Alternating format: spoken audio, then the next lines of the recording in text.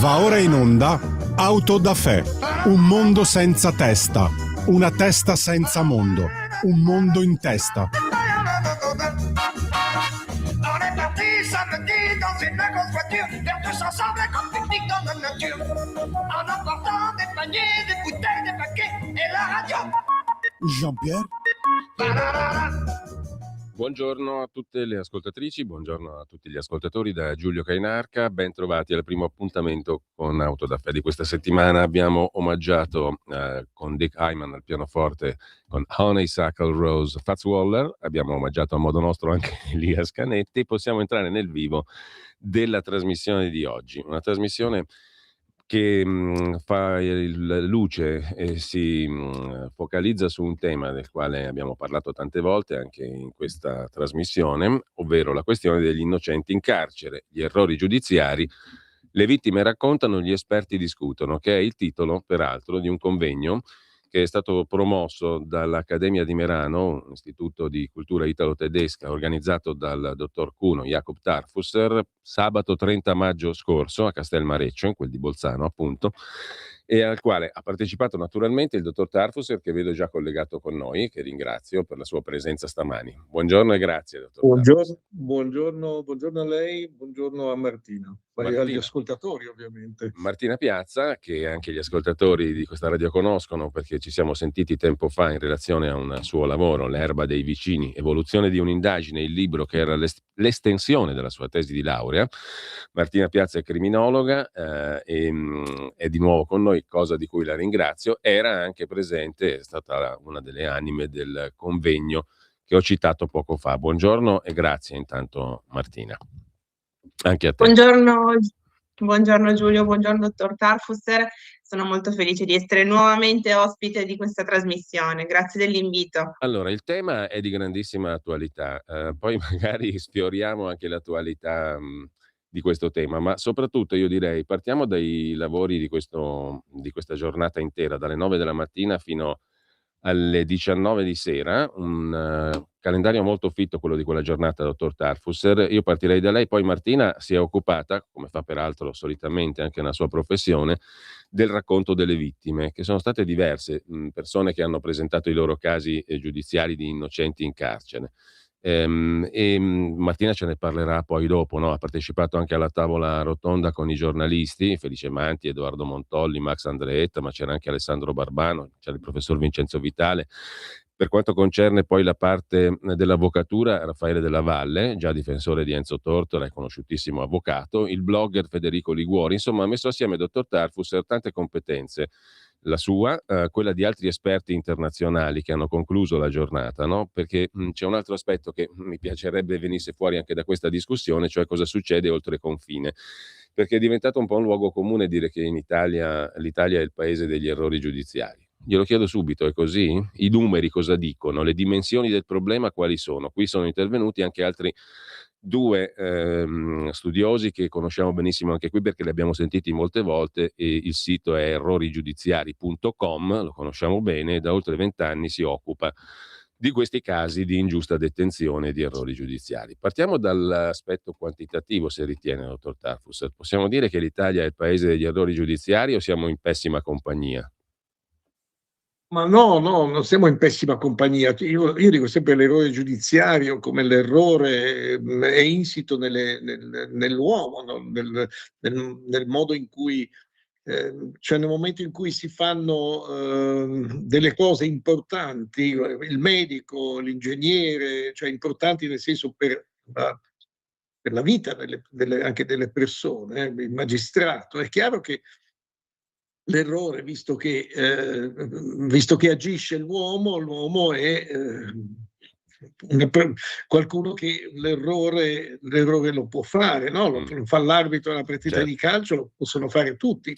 Il problema non è, ovviamente lo è, ma non è tanto l'errore, che è quasi fisiologico, no? Il problema è perché si fanno gli errori e come si rimediano gli errori. Questo è il punto. Io credo, per tornare alla sua domanda sui numeri, i numeri non sono importanti, il problema è come si rimediano gli errori, e ho l'impressione che all'estero, io ovviamente parlo dell'estero europeo, l'estero degli stati di diritto, no?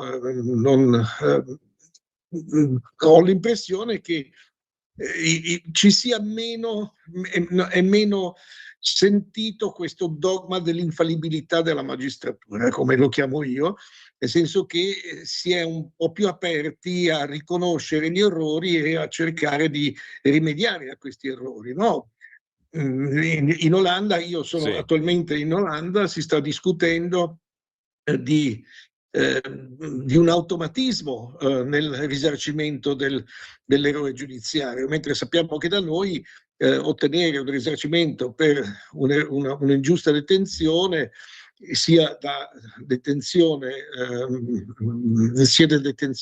a seguito di errori giudiziari, sia da detenzione in sede istruttoria, è quasi, diciamo, è estremamente difficile, ecco, non dico quasi impossibile, ma è estremamente difficile. Bisogna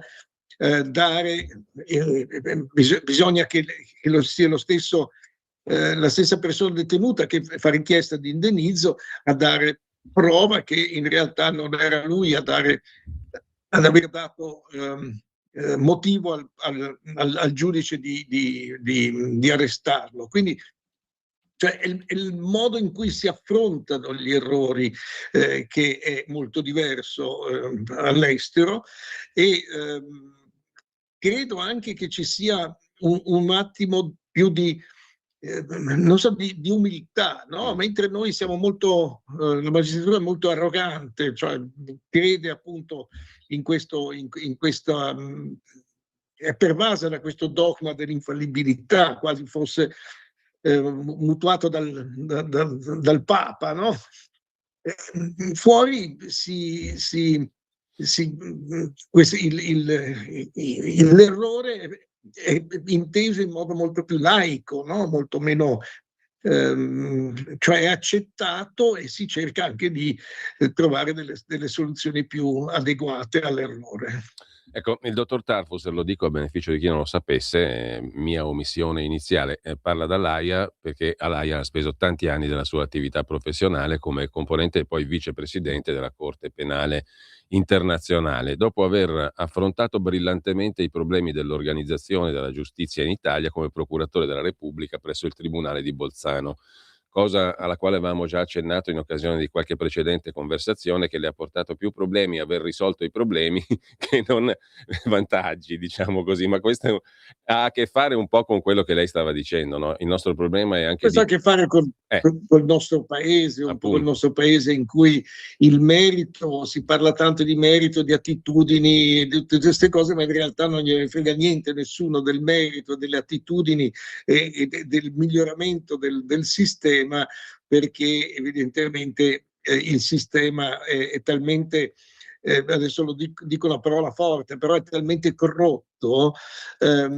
che, cioè, modificarlo diventa estremamente difficile, ecco. e le parole e queste parole, no? Trasparenza, merito, attitudine, eccetera, sono delle parole che in realtà non hanno il significato, no? Dottor Tarfus, mi permetta che di sentire un magistrato della sua esperienza che dice il sistema è corrotto mi induce a qualche punto di domanda e mi fa sorgere qualche domanda, perché noi abbiamo un'idea della corruzione che è molto mediatica, molto spicciola e alla fine molto superficiale. C'è invece, credo nelle sue parole, un accenno a una corruzione più profonda. E ecco, che cosa intendeva dire quando lei parla di sistema corrotto? Non è la mazzetta, non è il do ut des, no? Ovviamente. Sì, ma il sistema, io parlo del sistema giudiziario, ma non credo che molti altri sistemi nella pubblica amministrazione sia molto diverso. Cioè si va avanti se si progredisce nella carriera, non se si è bravi e se si è meritevoli, ma se si è attaccati al carro giusto. Questo è il punto, se si fa parte del sistema di potere, no? Se nel momento in cui questo sistema di potere lo critichi, o comunque fai qualcosa per cercare di di scardinarlo, e in quel momento diventi un corpo estraneo che va espulso, che comunque non facendo più parte o essendo un pericolo, no? per questo sistema, vieni in qualche modo, in tutti i modi, emarginato. Cioè, io dico solo, io sono serenissimo, nel senso che non ho nessun tipo di rancore o di remore, però è un dato di fatto. Io quando adesso sono andato in pensione, uno quando va in pensione illumina a ritroso la propria vita professionale, non so, sistemando un po' le carte, no, di 40 anni di professione, e per sistemarle devi anche rileggere. Rileggendo un po' quello che ho scritto, che altri hanno scritto su di me, mi si sono aperti in maniera molto chiara gli occhi. Ho letto delle cose che io ho detto che non potevano ovviamente far piacere al sistema correntocratico, no? Del sistema delle correnti, ed è chiaro che in quel momento cercano in qualche modo di trovare un mezzo, un modo per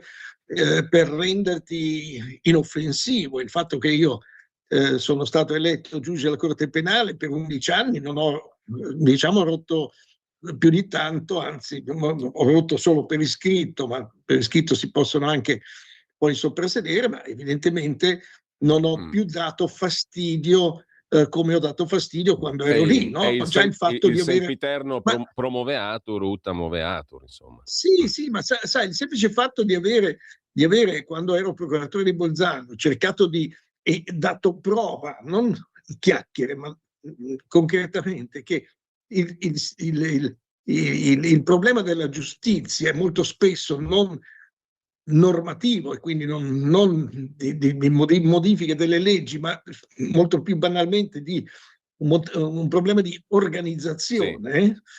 Cioè, questo già ha fatto, ovviamente, ha creato dei grossi mal di pancia in seno al potere giudiziario. Perché mi permette un approccio del genere, sgombra il campo dalle ideologie, dalla correntocrazia, e mette l'accento invece sulla managerialità, quindi sull'organizzazione dei lavori. Ecco, esattamente così. Ma siccome io il problema è che io posso parlarne perché ne ho dato prova, non è una roba che io penso che sia così. Io so che è così, capito? L'ho messo in campo. E quindi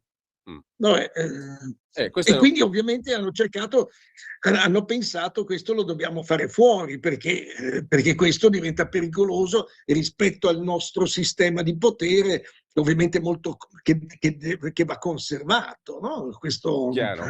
Ma di questo guarda, posso dire oggi, mentre fino a qualche tempo fa, quando ero ancora in servizio, lo pensavo, oggi lo so perché ho riletto in questi anni 20 anni gli ultimi 20 anni della mia attività professionale, che ovviamente correndo dietro a processi, al lavoro ordinario, non hai tempo per riflettere, no?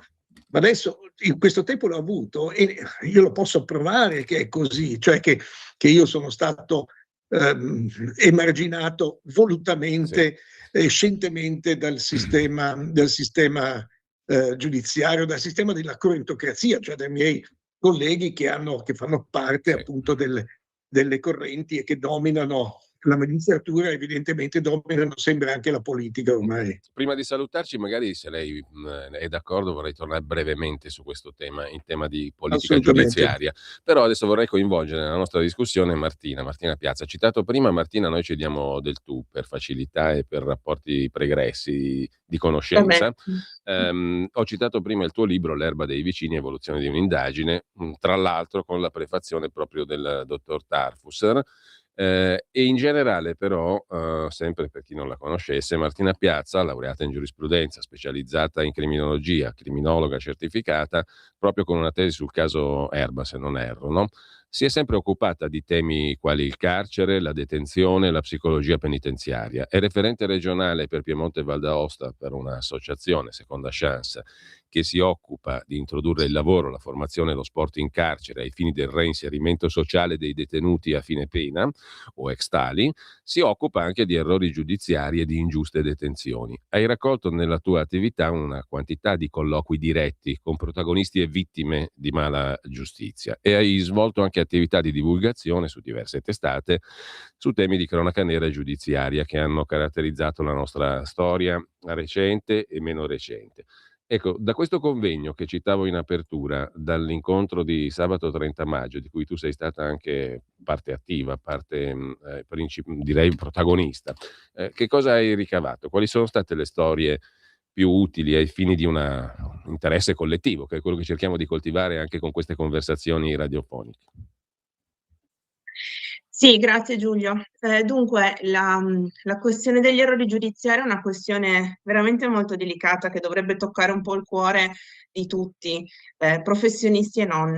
Quello che abbiamo raccolto da questo convegno certamente sono delle testimonianze molto importanti che hanno portato i due giornalisti Lattanzi di errorigiudiziari.com, appunto Benedetto Lattanzi e Valentino Maimone, che hanno portato con loro diverse testimonianze di vittime, anche se loro appunto hanno proprio indicato di non voler essere chiamate vittime, perché sono persone che purtroppo hanno incontrato un percorso di mala giustizia e sono state incastrate in questo terribile momento della loro vita. Un momento è anche limitativo, perché alcune persone veramente hanno dovuto trascorrere moltissimi anni dietro le sbarre da innocenti, ma anche solo 1, 2, 3, 10 giorni sono veramente un periodo troppo lungo per chi non ha commesso un fatto e si ritrova a dover sopportare una determinata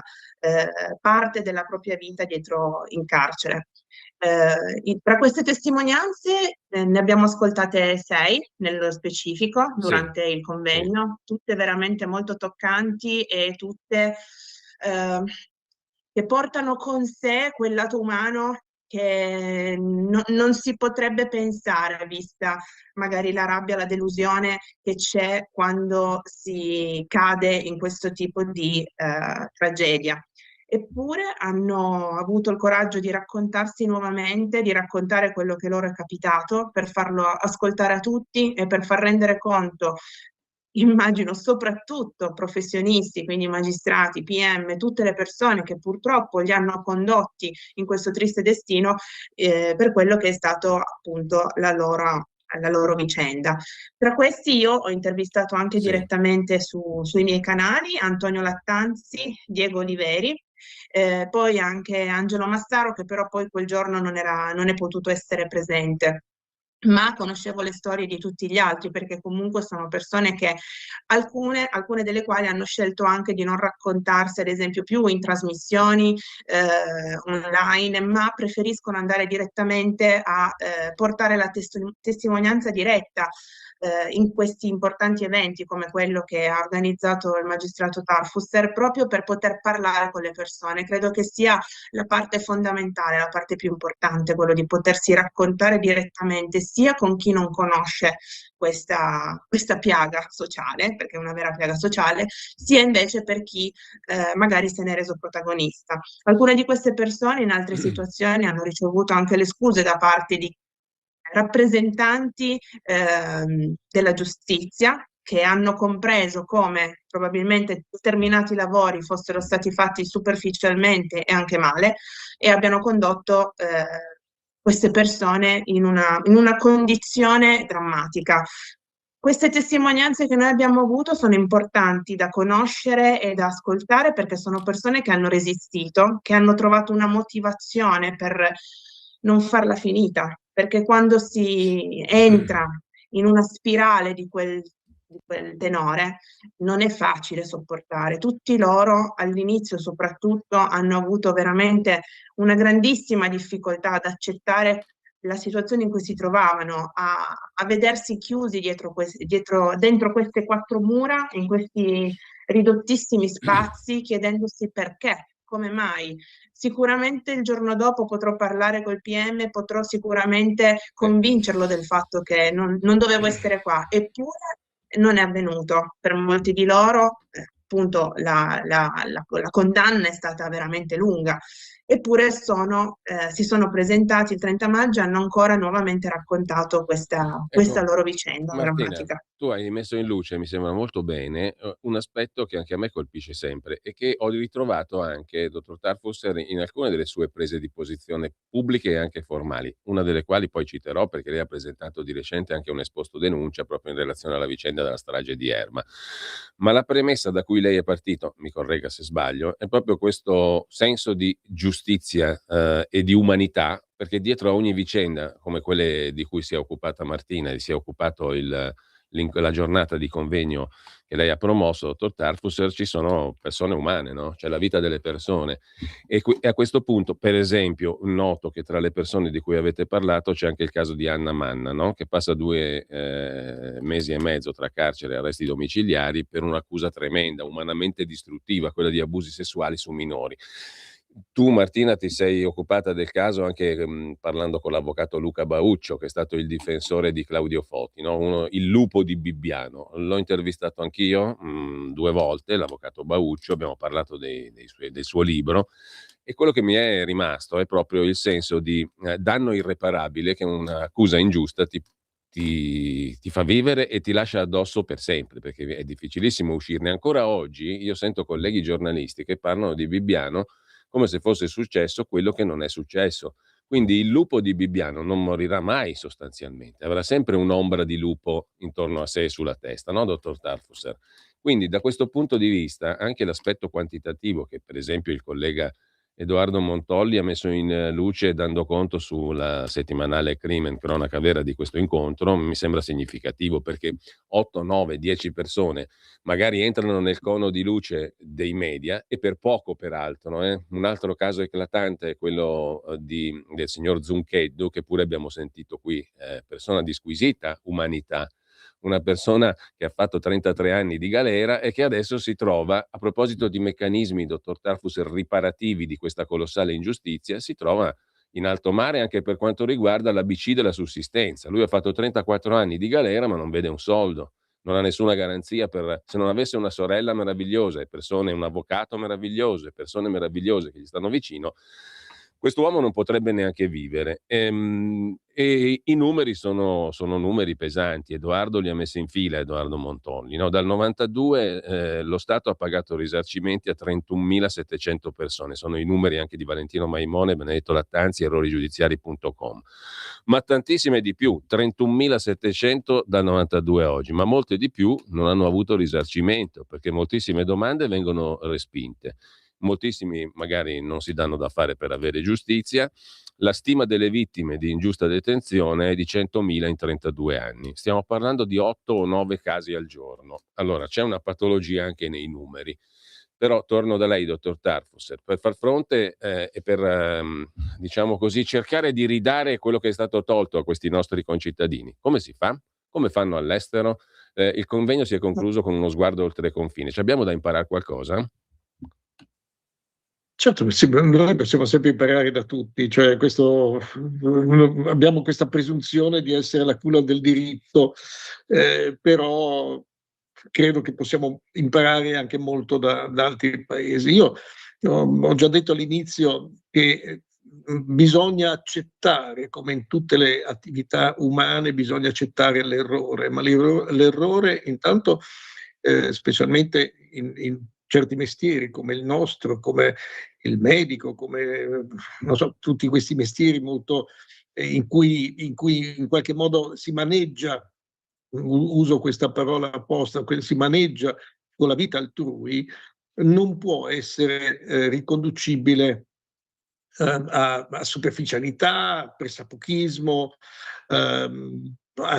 arroganza, ma deve essere trattato con estrema cautela. E comunque, anche facendo così, l'errore ci può essere. E allora il problema è come uscire da questa situazione, no? Il paese, lo Stato, si deve porre il problema di come affrontare, no? L'errore che ovviamente nei casi come quello commesso dal magistrato è estremamente traumatizzante per il soggetto, come ha detto la dottoressa Piazza poco fa. Ecco, altri paesi lo fanno molto meglio.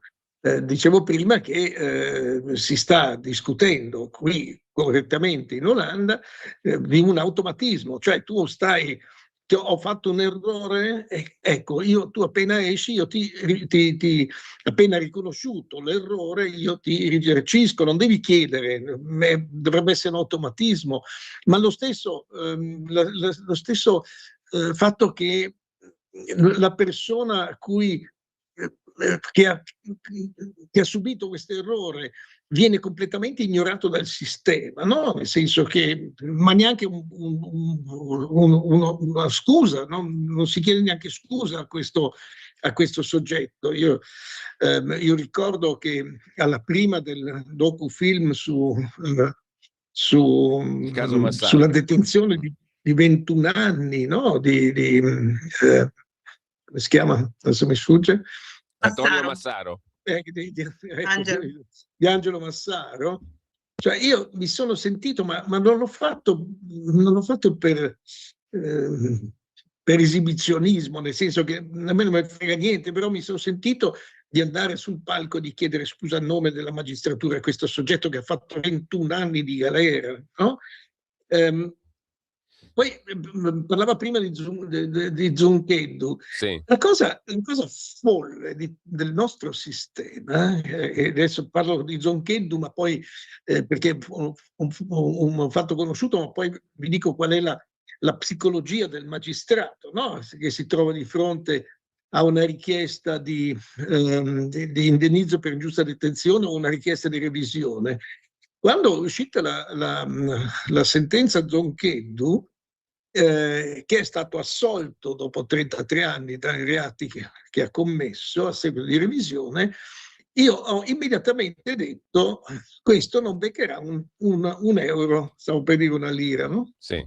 Perché lo dissi? Perché venne assolto con riferimento al secondo comma dell'articolo 530, che è la formula assolutoria, no? Il 530 dice qual è la formula assolutoria. Il secondo comma è quella che in qualche modo introduce o ha introdotto o ha sostituito la formula di insufficienza di prove, perché dice il secondo comma dell'articolo 530 che uno è assolto per non aver commesso il fatto perché il fatto non sussiste, anche se manca o è insufficiente la prova. O è contraddittoria. Okay. Quindi questo fatto dell'insufficienza di prove è evidentemente un grimaldello messo in mano alla Corte d'Appello, che dovrebbe decidere sull'indennizzo nel caso di specie che non so se è Cagliari o Roma, adesso comunque è lo stesso, è un grimaldello per dire sì, però mica detto che non è lui, non è stato lui, perché l'insufficienza di prove, quindi non gli diamo nulla. Io lo dissi già all'inizio e qualcuno mi disse no, ma vedrai che gli daranno milioni di euro. No, non gli danno milioni di euro perché è assolto con insufficienza di prove. E quindi adesso vi dico qual è l'atteggiamento del magistrato. Le chiedo una piccolissima pausa, perché poi mi interessa molto questo aspetto sulla psicologia del magistrato di fronte a un caso come quello di Beniamino Zuncheddu. Tra pochissimo, grazie. Stai ascoltando Radio Libertà, la tua voce libera, senza filtri né censura. La tua radio. Lo amiamo perché ci offre sempre le cose più buone e naturali. Linea Alberto Acerbis. Buongiorno cari amiche, buongiorno cari amici di Radio Libertà da Alberto Acerbis. Se volete prenotare il nostro olio tramite il sito, vi ricordo olioacerbis.com. Lì entrate e vedete la nostra azienda, ma trovate anche nella sezione cosmetica la nostra linea La Bava di Lumaca Rimas. Sono già tantissimi anni, più di 18 anni che Le nostre amiche in modo particolare in questo periodo ordinano la nostra crema alla bava di lumaca, attenti alle parole, attenti, eudermica e certificata da BioCert Italia come crema biologica. A cosa serve la crema alla bava di lumaca e Rimas della Acerbis? Combatte le rughe, scottature, psoriasi, dermatiti, cuperosi, elasticità della pelle, idratazione, scottature, insomma una crema a 360 gradi. Ma ricordo, crema biologica, l'offerta, siamo in raccolta negli allevamenti convenzionati in questi giorni perché poi le chiocciole vanno a dormire. Attenti perché è una cosa davvero fuori di testa. Una crema alla bava di lumache biologiche Eudermica Rimas 35 euro, trasporto gratuito, ma 3 Rimas, 3 non hanno scadenza, siete a posto fino a settembre, 79 euro. Chiamate 030 68 40 408, produzione limitata, oppure olioacerbis.com, sezione cosmetica. Stai ascoltando Radio Libertà, la tua voce libera, senza filtri né censure, la tua radio. Allora, rieccoci in onda con noi il dottor Kuno Tarfusser e la criminologa Martina Piazza. Dottor Tarfusser, mi incuriosiva molto, eravamo rimasti lì, il suo punto di vista sulla psicologia e l'attitudine, diciamo così, con cui un magistrato si rapporta a una vicenda di ingiusta detenzione. Mettiamo, per fare un esempio, ne parlava poco fa, il caso Zuncheddu. È possibile tratteggiare una tipologia di reazione media tipica? Assolutamente sì, assolutamente sì. Allora, io ho fatto anche, negli ultimi 5 anni della mia carriera, sono stato alla Procura Generale di Milano. Ora, bisogna sapere che sia le istanze di revisione, sia le istanze per ingiusta detenzione passano da lì. In primis sul tavolo della Procura Generale e poi vengono decise dalla Corte d'Appello. Ora, voi dovete immaginare che arriva sul tavolo una richiesta di ingiusta detenzione o di revisione e il magistrato tendenzialmente ha l'approccio di adesso ci sarà un rompiballe che adesso mi chiede l'indennizzo per ingiusta detenzione o la revisione, evidentemente ci sarà qualcosa per cui un motivo per cui l'hanno arrestato, ovvero un motivo per cui è stato condannato. E l'atteggiamento, adesso se vogliamo fare il paragone, credo che sia simile, ma è capitato anche a me, non è che poi uno va a leggere e capisce se è fondato o non fondato, no? Però voglio dire, l'atteggiamento, l'approccio è questo. Il paragone che mi viene in mente, che mi è venuto in mente, è quello dell'assicuratore che si trova davanti una richiesta di danno. Il primo approccio è cerchiamo di evitare di pagare. Se poi uno deve leggere, deve pagare a tutti i costi, paga il meno possibile. Perché questo è l'approccio che certamente ha prima il magistrato, il pubblico ministero e poi il giudice di fronte a questa cosa. Io questo paragone con l'assicuratore lo trovo perfetto. Ecco, però l'assicuratore ci mette un po' del suo o dell'azienda. Il magistrato, diciamo, dovrebbe gestire nell'interesse della collettività e del soggetto danneggiato. No, però noi è così. Però intanto noi abbiamo una mentalità diciamo difensiva, no, del sistema, no? Noi non sbagliamo, no? Innanzitutto. Cioè, è difficile trovare il magistrato che candidamente o ammette l'errore così in maniera diciamo quasi pregiudiziale. Quindi c'è un atteggiamento difensivo della categoria di fondo, e poi c'è una cosa: non vado a spendere i soldi dello Stato perché sono anche miei, no?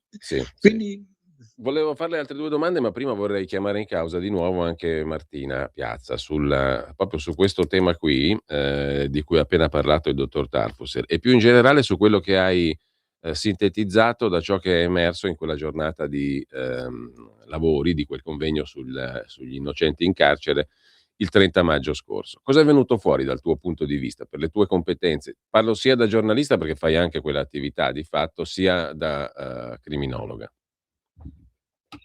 Sì, allora, volevo fare un ragionamento, ma molto breve, sul discorso interessantissimo che ha proposto il dottor Tarfus, per quanto riguarda appunto la psicologia, no, del giudice, del PM, di chi sta dall'altra parte. Ed è molto vero, perché è un qualcosa che si percepisce, no, nel momento in cui hai una spiccata professionalità all'interno di un determinato settore, quello della giustizia, così anche preciso, puntuale, per cui sei dedito alla legge, ai codici, a tutte quelle che sono, no, le nostre le norme scritte dal nostro legislatore. È ovvio che da professionista ti viene da dire: ma andiamo a vedere qualcosa, perché è stato condannato, qualcosa sicuramente avrà fatto.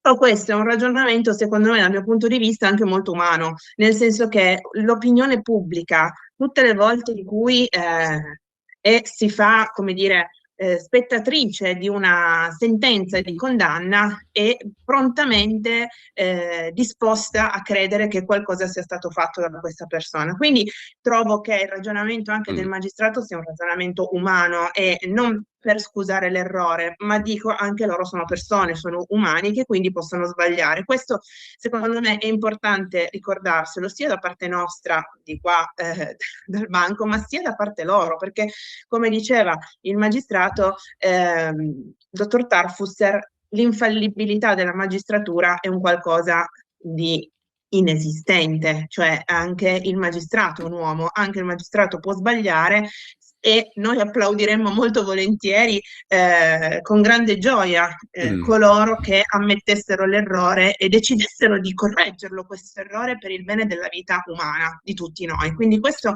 secondo me è un ragionamento molto importante. Per quanto riguarda Insomma, per Beniamino parafrasare Zuncheddu, un filosofo sempre molto mal interpretato, anche il magistrato è umano, troppo umano, mettiamola così. sì, Comunque, a dicevi volte deve Martina. proprio sì, perché a volte il magistrato, io credo che si debba proprio calare, no, nella veste dell'uomo, pur avendo di fronte quella che deve essere Ecco, la retta via questo della... Martina, se rimaniamo nel campo dell'errore, ma il dottor Tarfus nella sua iniziativa formale, anche come magistrato e come ex magistrato, ha posto l'accento, in relazione al caso di Erba, su un altro campo, che non è quello dell'errore, ma dell'orrore. Poi io ci vorrei entrare, perché l'errore è appunto niccianamente qualcosa che appartiene all'umano, troppo umano, ma l'orrore è un passo in più, è un qualcosa di diverso.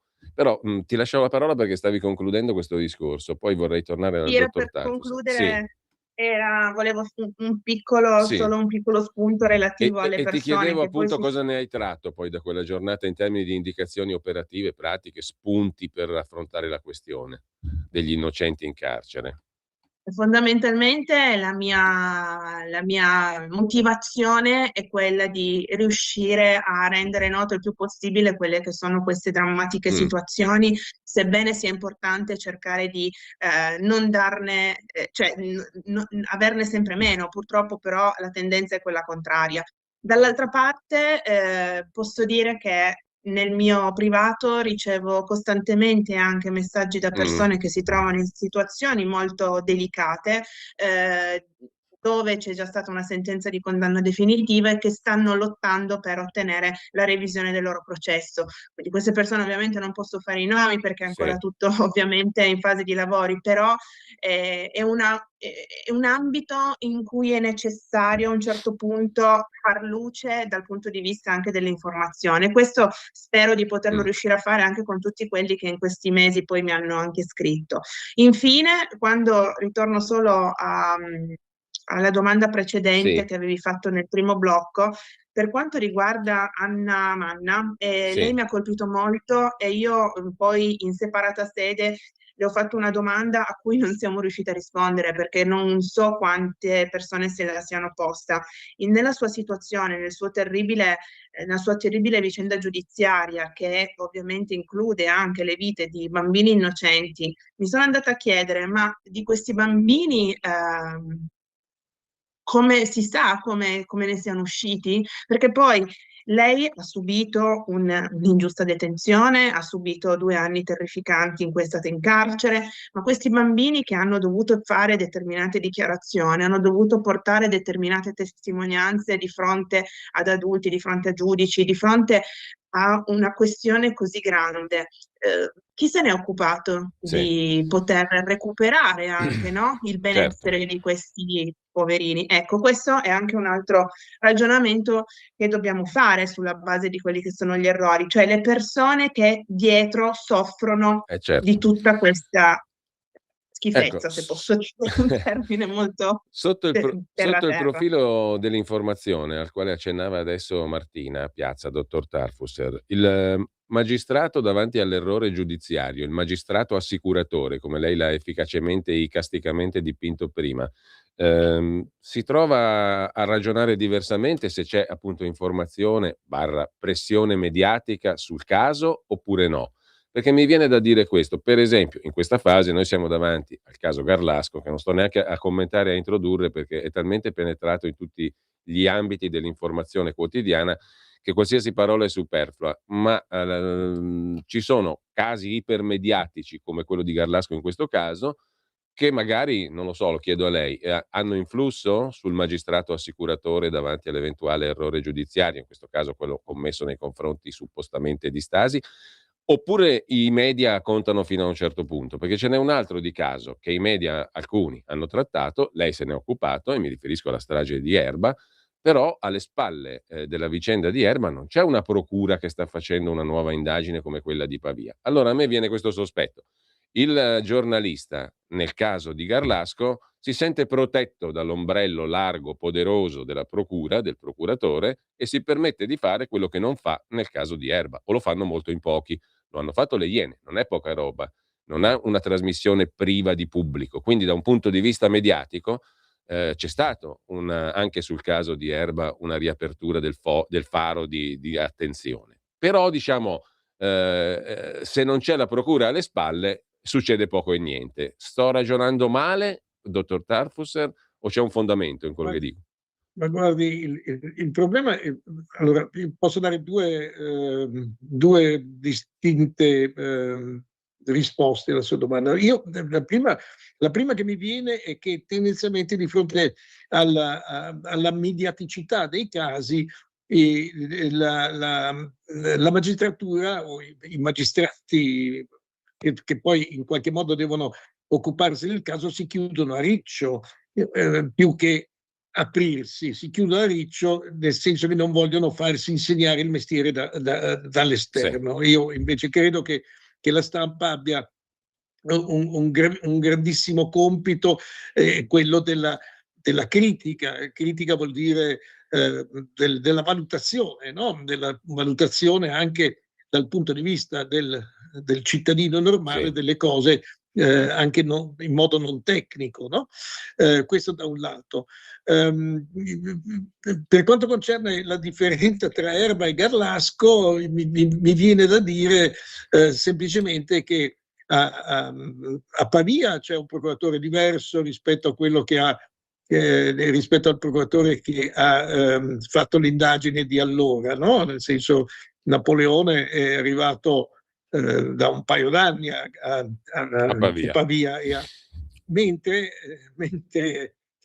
ahimè a Como c'era come sostituto un pubblico ministero che adesso da sostituto è diventato procuratore, quindi è la stessa identica persona e certamente non aprirà un'indagine per criticare a se stesso, no?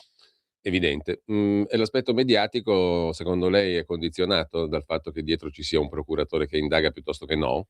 Certo, certo, è molto condizionante, perché anche cioè se la magistratura è condizionata dalla stampa nel senso detto, nel senso che tendenzialmente si chiude a riccio e si difende dalla critica della stampa, dall'altro lato la stampa è estremamente sensibile a chi al procuratore, no? Alla tipologia di procuratore che si trova davanti, no? Questo mi sembra evidente. Nel caso di di Como mi sembra ancora più evidente. Ecco, dottor Tarfusser, dicevo prima, ma chiamo in causa anche Martina poi dal suo punto di vista. Lei si è approcciato alla vicenda di Erba, della strage di Erba, proprio su impulso anche dell'attività giornalistica di colleghi come Felice Manti e Edoardo Montolli, no? È nato da lì. Poi ha parlato con gli avvocati difensori di Olindo Romano e Rosa Bazzi, e anche questo è un punto importante, perché di solito si percepisce l'avvocato come la controparte ostile del magistrato. Non è così, sostanzialmente, o non dovrebbe essere così, anche codice alla mano. E dopodiché lei si è studiato le carte e si è fatto la sua opinione. Quindi l'importanza, Ha diciamo... parlato anche con me.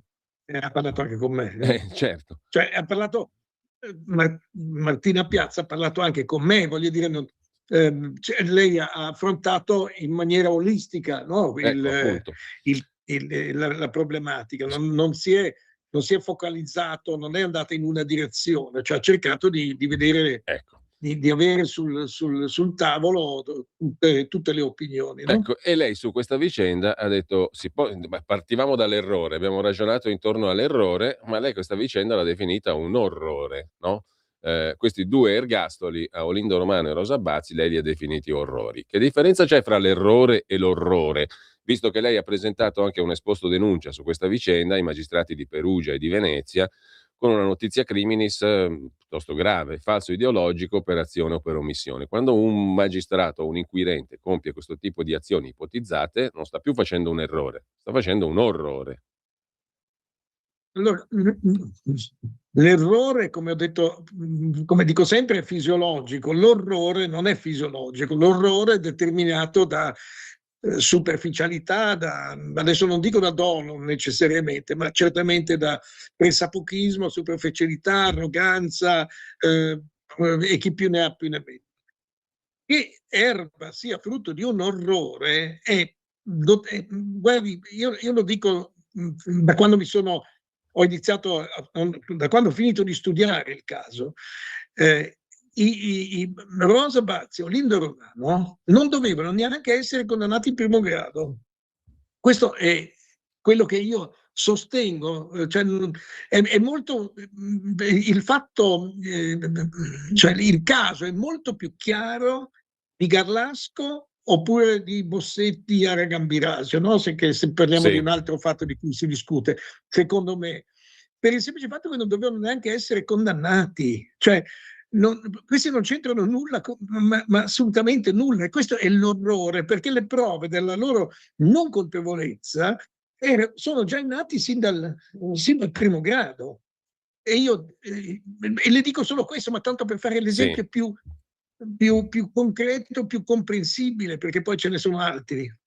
Quando la procura all'epoca affida al RIS di Parma una consulenza, ovvero di andare a cercare le tracce, di valutare tutte le tracce che in qualche modo in quel diciamo casino che c'era all'epoca si potevano trovare e valutare a chi appartengono, cosa sono, comunque di fare tutta l'attività scientifica sulle tracce che si potevano in qualche modo rilevare. Dopo 9 mesi di attività di indagine, il RIS porta al pubblico ministero, oggi procuratore della Repubblica, la relazione scritta e nelle conclusioni dice, adesso lo dico in facile italiano perché è scritto in maniera un po' più complicata, ma dice: nonostante tutte le indagini che abbiamo fatto sul luogo del delitto non ci sono tracce di Rosa Olindo, e a casa e nelle pertinenze, quindi macchina di Rosa Olindo, non ci sono tracce dei delitti. Okay? Per me il caso è chiuso, perché io sono dei maghi, ma non può essere che in un casino, come l'ho chiamato prima, del genere, questi non abbiano portato, non ci siano tracce di loro né a casa sul luogo del delitto, né tracce del delitto a casa loro. Punto. Quindi non dovevano neanche essere condannati. Ma c'è di più, e questo l'ho scritto nella denuncia, c'è Sì. una roba. Questa consulenza tecnica è stata consegnata al pubblico ministero, adesso dico a memoria, ma tipo il 9 ottobre. Il 10 ottobre, quindi il giorno successivo, c'era l'udienza preliminare davanti al GIP, no? Perché aveva già esercitato l'azione penale il pubblico ministero. E in quella sede disse che non voleva avvalersi della consulenza tecnica. Ma come? Tu non ti vuoi avvalere di una consulenza tecnica fatto tu solo Sì. perché non ha dato l'esito che hai voluto? E poi aggiungo un'altra cosa che io trovo veramente, sotto un profilo quantomeno deontologico, drammaticamente discutibile, anzi indiscutibile. Quando c'era da fare la lista testi, perché il pubblico ministero a un certo punto deve presentare, prima dell'inizio del dibattimento, la lista dei testimoni, delle prove che vuole, che vengono, dei testimoni che vengono sentiti al dibattimento. Ebbene, non ha indicato nella propria lista dei testimoni tutti gli ufficiali e i carabinieri del RIS che hanno fatto le indagini che hanno dato l'esito che ho detto prima. Ma come?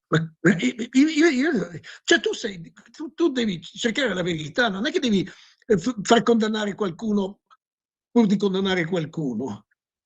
Io sostengo, e questo secondo me è un orrore, che Olindo e Rosa non dovevano essere neanche condannati, ma forse neanche arrestati, certamente non Rosa. A caso di Rosa non c'è nulla, il nulla cosmico, come a tutt'oggi non c'è nulla cosmico, e nonostante che si continua a dire, ma ci sono tanti giudici, si fa la conta dei giudici che hanno valutato il caso, è un'altra di quelle balle terrificanti. Balle in che senso? Balle in che senso? Che in realtà si fa sempre la somma dei giudici, no? 6 giudici della Corte d'Assise più 8 nel Corte d'Assise in primo grado, 8 secondo grado e sono 16.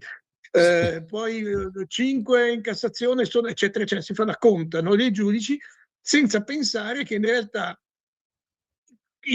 nell'ambito di un tribunale, una Corte d'Assise, quello o quelli che leggono gli atti e conoscono a menadito gli atti sono il relatore o la relatrice del caso che studia gli atti e poi riferisce agli altri la propria idea. Non è che, cioè, alla fine in un tribunale il caso lo conosce 1 su 3, capito? Questo è il punto, e lo conosce bene, non sono la somma di tutti i giudici di cui è competente. Quindi anche questa è una di queste cose, queste leggende metropolitane, no? Che si fanno la conta dei giudici. E nel caso specifico, perlomeno a Brescia e a Roma, lei ha individuato anche, diciamo così, dei profili di perplessità su quelli che si sono occupati del caso conoscendolo. Però ne parleremo un'altra volta magari. Ma profili di perplessità è un eufemismo, evidentemente, perché se fossero solo profili di perplessità non avrei fatto la denuncia. Ho individuato dei comportamenti che, a mio avviso, cioè, se io facessi pubblico ministero, quantomeno iscriverei qualcuno per falso ideologico. Allora, abbiamo 3 minuti. Io le chiedo una cosa: se magari un'altra volta, in un'altra occasione, entriamo nel merito del suo esposto denuncia, perché io lo trovo un documento di civiltà, lo dico da cittadino. Però volevo chiedere, prima di salutarci e di tornare brevemente da lei, dottor Tarfus, a Martina Piazza, se per rimanere a queste categorie dell'errore e dell'orrore, quante volte ti sei trovata davanti al confine tra errore e orrore a non saper cosa scegliere? Erba a parte, perché abbiamo capito che il caso di Erba è un po' un unicum per molti versi, no? Se lo è anche per te lo chiedo, Martina. No, sì, certamente sì, condivido ovviamente tutto quello che ha detto il dottor Tarfuster, ma come noi la pensano in questo senso moltissimi altri professionisti che si sono interfacciati alle carte, e non solo, anche chi ha voluto interessarsi a leggere le carte magari non facendo questo di mestiere, perché la sentenza di condanna di primo grado è veramente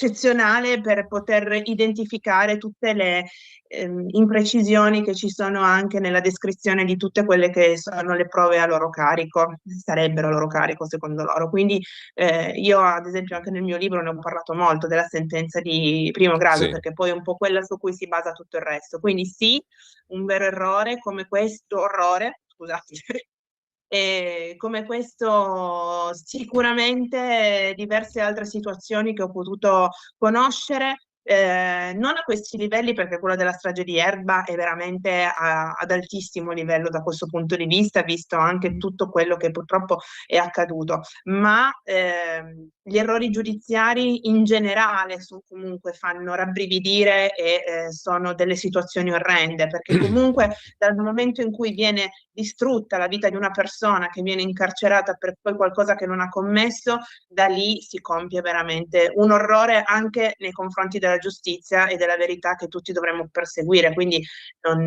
più di questo non possiamo dire. Allora, Martina, io ricordo per completezza, l'ho citato prima, che il tuo libro è edito da Golem Edizioni e chi ci ascolta lo trova facilmente online, L'erba dei vicini, evoluzione di un'indagine, con prefazione del dottor Kuno Tarfusser sulla vicenda di Erba. Ma poi ci sono tutti gli altri link che permettono di seguire anche la tua attività nelle altre piattaforme, anche online, naturalmente, per chi ci segue. Chiudo, dottor Tarfusser, con due cose veloci. Se, come lei diceva, ci diamo appuntamento un'altra volta, perché io il suo esposto denuncia lo considero appunto innanzitutto un atto di civiltà, oltre che un atto ispirato da verità e giustizia, che sono due paroloni che poi calati nel concreto significano cose semplici, cose reali e cose concrete, no? Non fumose concettualità. Bisogna fare verità e giustizia, punto. È molto semplice e ci sono gli strumenti per farlo. C'è una cosa che mi ha colpito molto, perché lei nel suo esposto denuncia fa riferimento a una sua esperienza da giovane pubblico ministero, no? Ma ne riparleremo, quando nel 92 lei cita il caso di un omicidio commesso nel contesto di terrorismo in Alto Adige negli anni 60, e lei chiede il rinvio a giudizio di due alti esponenti delle forze dell'ordine accusati di aver concorso a questo omicidio. Io ho visto che qua è sparito tutto, è sparito il collegamento, chiedo alla regia se possiamo ripristinarlo per salutarci. Bene, direi di sì, che è il minimo, perché dovremmo riuscire a ripristinare il collegamento per salutarci, perché è scaduto il tempo. Qua siamo nella condizione così, diciamo, che evito di commentare in diretta, perché non ho bisogno di avvocati né penalisti né civilisti per tutelarmi in seguito, però dovremmo essere in grado adesso di ricollegarci giusto per salutarci. E per introdurre un'ultima considerazione velocissima, che ha a che fare invece con la più stretta attualità. Allora, chiedo conferma alla regia, se riusciamo veramente a metterci in collegamento adesso con Kuno Tarfusser e Martina Piazza. Giusto per i saluti, eccoci, sento una voce, vediamo però Siamo arrivati. Sì. Era crollato il collegamento. Ci diamo appuntamento, esatto, dottor Tarfusser, per quanto concerne il suo esposto denuncia, sperando che ci sia un giudice non a Berlino ma a Venezia e a Perugia, e non so se realisticamente lei pensa che ci sia questo giudice a Venezia che raccolga il suo esposto denuncia, ma un'altra cosa io ve la devo chiedere per questioni di attualità, e oltretutto ho la fortuna di avere una criminologa, donna in questo caso, perché come avrete visto si sta discutendo della questione del femminicidio, no? Cioè del dispositivo dell'articolo del codice penale, l'articolo che ha introdotto il 577 bis, mi sembra, il cosiddetto reato di femminicidio. Abbiamo 30 secondi veramente, quindi chiedo a entrambi un vostro punto di vista su quest'ultima polemicuccia di giornata nostra. Dottor Tarfusser, che roba è il femminicidio, secondo un magistrato e un giurista? Ma ovviamente in questi periodi bisogna dare i nomi giusti alle cose, però io sono molto pragmatico, molto concreto. A me, io parlo di personicidio, nel senso uno si uccide una persona, poi che non gli piace l'omicidio perché uomo, e femminicidio bisogna dire perché si uccide una donna, cioè a me importa pochissimo, devo dire, mi importa che venga uccisa una persona, e poi che sia uomo o donna il fenomeno dell'uccisione di donne, specialmente molto spesso in famiglia o comunque in situazioni relazionali. Io non credo che sia una cosa di questi ultimi anni, ma credo che sia una cosa che purtroppo drammaticamente sia sempre avuta una questione di civiltà e di allora, Martina, dimmi la tua su questa cosa qui, su quest'ultima polemicuccia politica. Sono d'accordo, perché comunque qualsiasi vita spenta è comunque un fatto drammatico. Per quanto riguarda il termine femminicidio, penso che possa essere utile sulla base del fatto che comunque deve esserci un'attenzione anche e soprattutto dalla parte delle donne per questo fenomeno, riguardo anche al fatto di doversi voler tutelare e non aver paura di denunciare, no? Fatti di violenza, e quindi identificare comunque un qualcosa anche come campanello d'allarme proprio per noi donne. Poi gli omicidi di uomini o donne sono comunque sempre troppi. Io ti punisco di più, però se tu ammazzi una donna, questo è il punto, no? Allora, sì. ci salutiamo qua. Ecco, appunto, va bene. Il dottor Tarfusser è stato sintetico. Allora, grazie a Kuno Tarfusser, grazie a Martina Piazza. Dottor Tarfusser, ci risentiamo per una conversazione più dettagliata su quella questione. Volentieri, quando vuole. Grazie a tutti coloro che ci hanno seguito. Grazie, E buona giornata. Avete ascoltato Autodafè.